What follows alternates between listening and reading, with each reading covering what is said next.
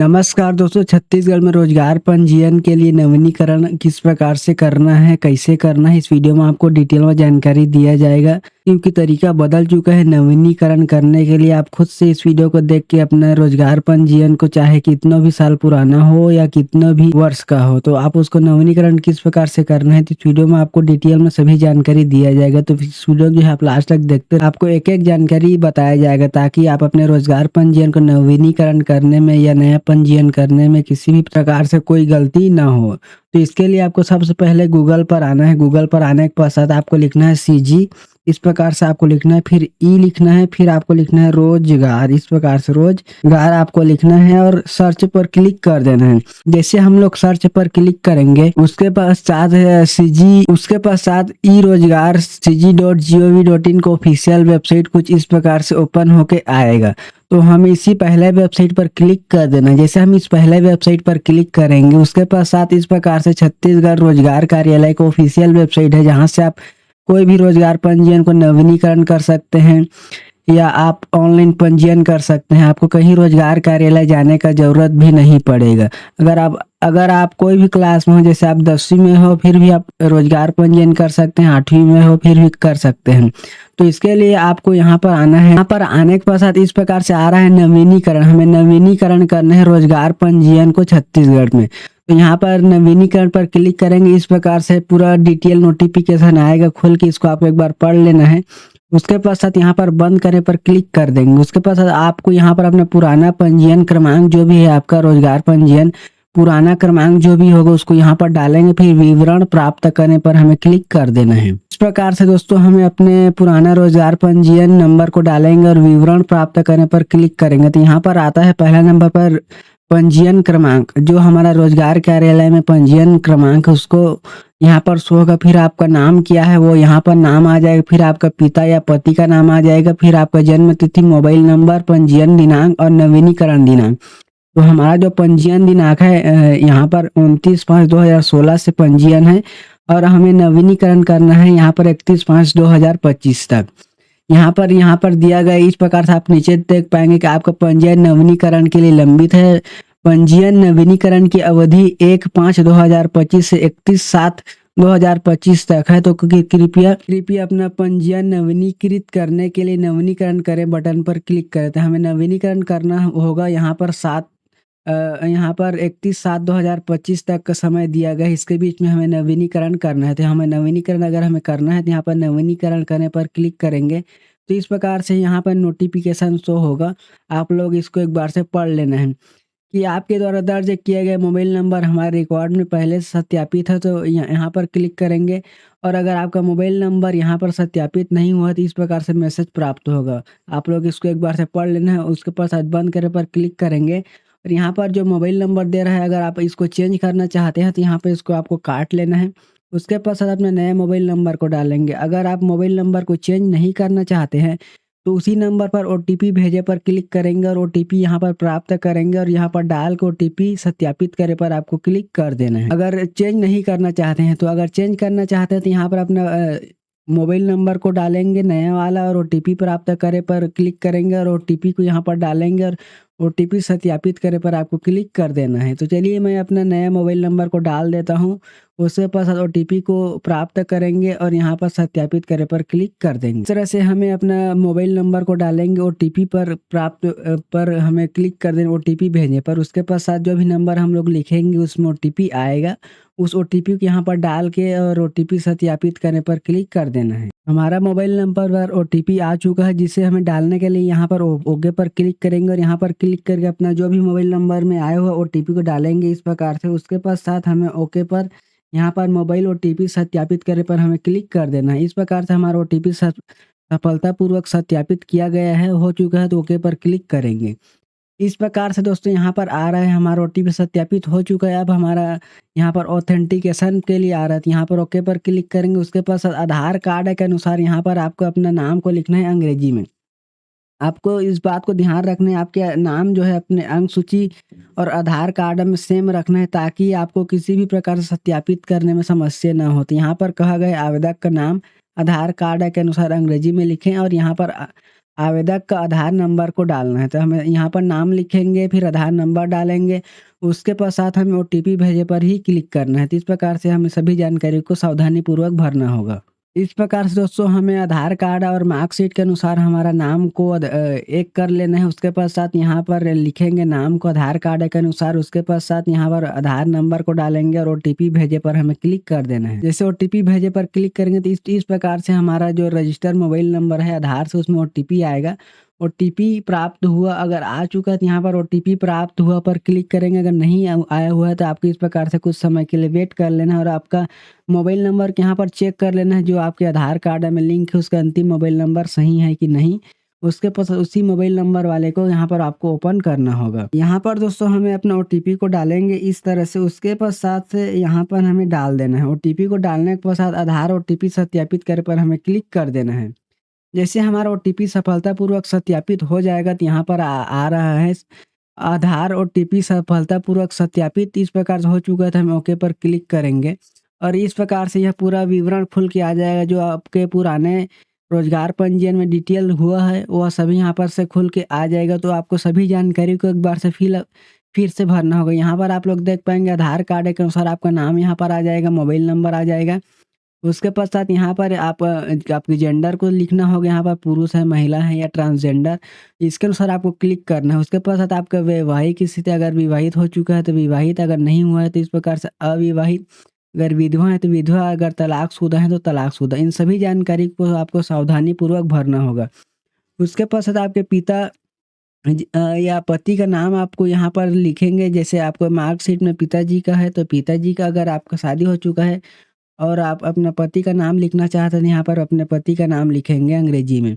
उसके पश्चात माता का नाम यहाँ पर लिखेंगे, आपके माताजी का नाम लिखेंगे, यहाँ पर अंग्रेजी में लिखेंगे। उसके पश्चात आपके जन्म तिथि आ रहा है, यहाँ पर आपको अपना जन्म तिथि को डालेंगे सावधानीपूर्वक। फिर आपका जाति को सिलेक्ट करेंगे, किस वर्ग में आप आते हैं, यहाँ से आपको देख लेना सामान्य, ओबीसी, अनुसूचित जनजाति या अनुसूचित जाति। तो आप इसको एक बार से क्लिक कर लेंगे जिसमें भी आप आते हैं। उसके पश्चात अगर आप विकलांग हैं तो विकलांग पर क्लिक करेंगे, दिव्यांग में हाँ या नहीं, अगर हैं तो हाँ पर क्लिक कर रहे हैं, नहीं है तो नो पर। उसके पश्चात यहाँ पर योग्यता एवं रोजगार विवरण, आपका योग्यता को यहाँ पर सिलेक्ट करेंगे। यहाँ पर आप लोग देख लेंगे किस का आप में योग्यता है, उसको यहाँ पर योग्यता को चयन करेंगे। उसके पश्चात योग्यता को लिखने के पश्चात जैसे कि यहाँ पर आप लोग देख लेना है, आपके पास जो योग्यता है आप उसको इस प्रकार से यहाँ पर लिखेंगे। योग्यता को लिखने के पश्चात आपको क्रम से चयन करना है, जितना भी आपके पास योग्यता है उसके अनुसार उच्चतम योग्यता को यहाँ पर आपको डालेंगे। उसके पश्चात यहाँ पर आता है आपका रोजगार की स्थिति, आप क्या इनमें से विद्यार्थी हैं या कोई रोजगार में हैं या स्वरोजगार या मजदूरी करते हैं या बेरोजगार, तो आपको देख लेना है। उसके पश्चात अगर आप कार्य करने के इच्छुक हैं तो कहाँ-कहाँ आप कार्य कर सकते हैं, जैसे राज्य में है, देश में है, अगर विदेश जाना चाहते हैं तो विदेश भी दिया गया है। तो आपको देख लेना है, आपके अपने अनुसार जहाँ आपको सूटेबल लगे आप उनको टिक कर लें। लेकिन राज्य और देश तो ज़रूरी है, अगर आप इच्छुक हैं तो यहाँ पर विदेश को सिलेक्ट कर सकते हैं अगर आप इच्छुक हैं तो ही, अन्यथा आप 2 को सिलेक्ट करेंगे, राज्य और देश में। उसके पश्चात कि आप अल्पसंख्यक हैं तो इस प्रकार से आपको देख लेना है किसमें आते हैं, जैन, ईसाई, बौद्ध, सिख, फारसी। अगर नहीं आते हैं तो इस प्रकार से इसको रहने देना है। फिर यहाँ पर आपको आता है पता के बारे में, आधार कार्ड के अनुसार ईमेल, फ़ोटो। आपको अपना राज्य को लिखेंगे यहाँ पर, उसके पश्चात आप कौन से ज़िले में आते हैं उसको यहाँ पर सिलेक्ट करेंगे। फिर आप उस ज़िले में कहाँ पर आते हैं, ग्रामीण में आते हैं या शहरी में आते हैं, उसको यहाँ पर सिलेक्ट करेंगे। उसके पश्चात अगर ग्रामीण से हैं तो ब्लॉक को चयन करेंगे, और अगर शहरी से हैं तो नगरीय निकाय और वार्ड को सिलेक्ट करेंगे। लेकिन अगर आप जहाँ से भी आते हैं उसको इस प्रकार से सावधानीपूर्वक आपको सिलेक्ट कर लेना है। जैसे ब्लॉक में आते हैं तो अगर ब्लॉक को चयन करेंगे, जिस भी ब्लॉक में आते हैं उसको आपको यहाँ से सिलेक्ट कर लेना है। फिर आपको आता है ग्राम पंचायत, आप कौन से ग्राम पंचायत में आते हैं उसको सिलेक्ट करेंगे। उसके पश्चात उस ग्राम में कौन से ग्राम में आते हैं उसको आपको चयन कर लेना है। तो इस प्रकार से फिर आपको यहाँ पर पूर्ण पता को आपको यहाँ पर लिखना होगा अपने अनुसार। उसके पश्चात आता है आप लोग का पोस्ट ऑफिस का पिन कोड। फिर यहाँ पर अपना ईमेल आईडी को डालेंगे और यहाँ पर आपको फ़ोटो को अपलोड करेंगे। फ़ोटो का जो साइज़ रहेगा 100 से मतलब 10 से 100 केबी के मध्य। उसके पश्चात इन सभी जानकारी को भरने के पश्चात यहाँ पर टिक लगाएँगे घोषणा पत्र को, उसके पश्चात सुरक्षित कर देंगे। तो आपको अपना योग्यता को किस प्रकार से सिलेक्ट करना है, तो यहाँ पर आएँगे आपका योग्यता, इस प्रकार जो भी आपका योग्यता है उसको इस प्रकार से सिलेक्ट करेंगे। फिर विषय को चयन करेंगे, जैसे हमारा योग्यता बीएससी है तो इस प्रकार से, अगर आपका बीए है तो इस प्रकार से बीए को ढूँढ लेना है। बीएड है, जो भी आपका 8वीं, 5वीं, 10वीं, 12वीं जो भी आपका योग्यता है, उच्चतम योग्यता को आपको प्रायोरिटी देना है।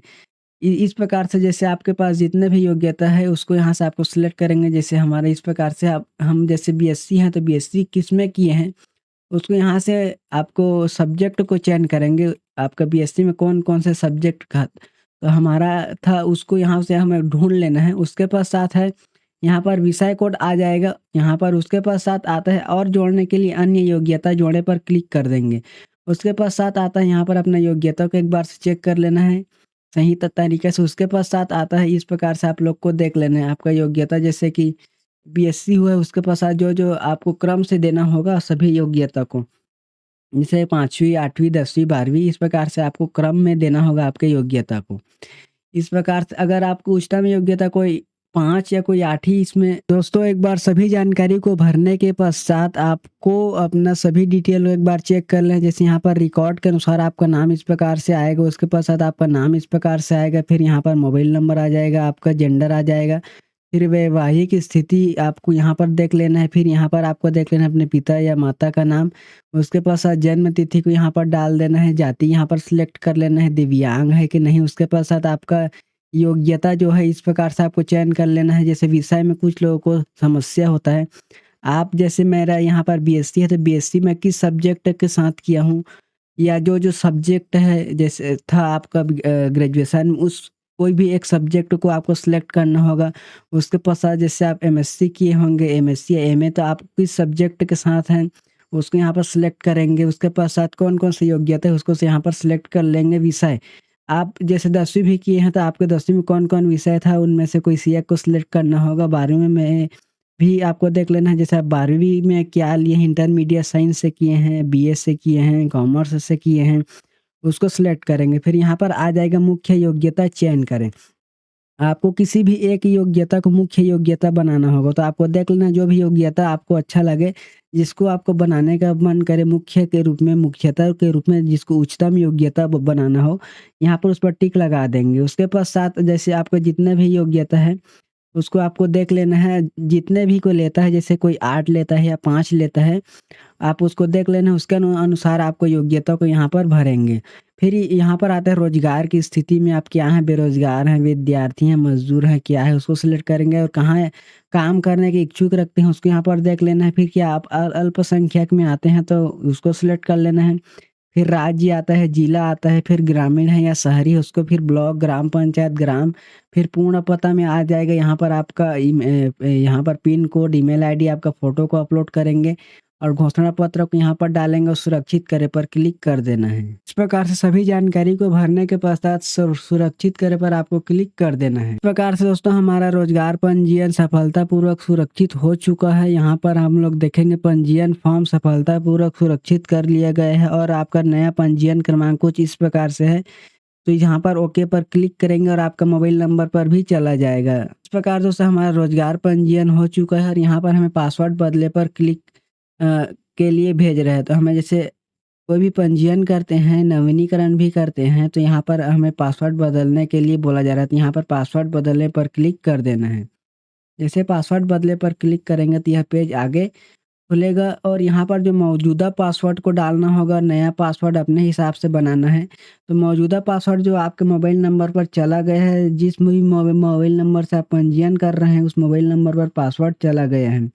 उस पासवर्ड को आपको डालना होगा। डालने के पश्चात यहाँ पर नया पासवर्ड अपने मन से डालना होगा, फिर आगे बढ़ने पर आपको क्लिक कर देंगे। दोस्तों इस प्रकार से आपको मौजूदा पासवर्ड को डालेंगे, फिर नया पासवर्ड को डालेंगे और उसी पासवर्ड को पुष्टि करेंगे, कंफर्म करेंगे और आगे बढ़ने पर क्लिक कर देना है।